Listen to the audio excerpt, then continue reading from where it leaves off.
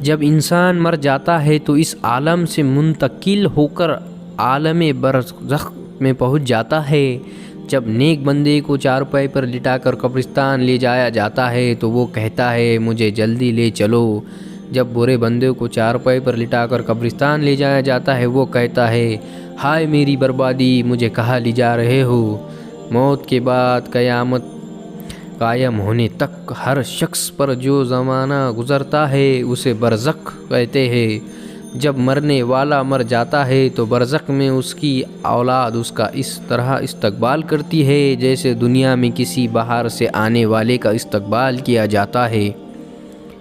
رسول اللہ صلی اللہ علیہ وسلم نے فرمایا کہ جو شخص مومن نہیں ہوتا اسے مردوں سے بات چیت کرنے کی اجازت نہیں دی جاتی۔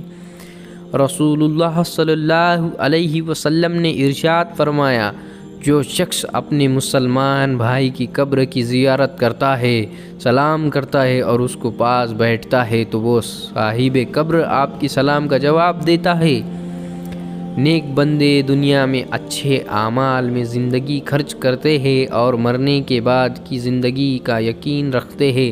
اس دنیا میں ان کا دل نہیں لگتا اور موت کو یہاں کی زندگی پر ترجیح دیتے ہیں۔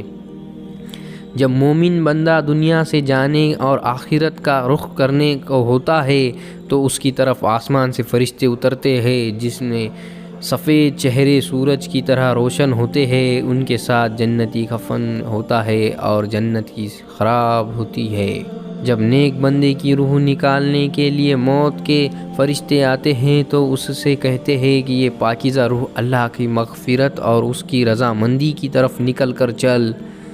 نیک بندوں کی روح موت کے فرشتے بہت ہی آسانی سے نکال لیتے ہیں، جیسے مشکنجا میں سے پانی کا قطرہ بہتا ہوا باہر آ جاتا ہے۔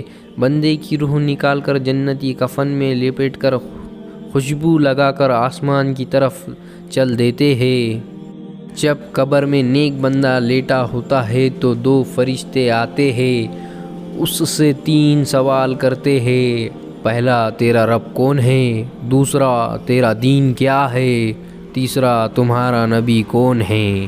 جب مومن بندہ قبر میں سوال کے جواب صحیح دیتا ہے تو آواز آتی ہے میرے بندے نے صحیح کہا، اس کے لیے جنت کے بچھونا بچھا دو اور اسے جنت کے کپڑے پہنا دو اور اسی طرح جنت کے دروازے کھول دو۔ جب کافر بندے کی موت آتی ہے تو آسمان سے کالے فرشتے اترتے ہیں جن کے ساتھ بدبودار ٹاٹ ہوتے ہیں اور ان کے پاس آ کر دور تک بیٹھ جاتے ہیں۔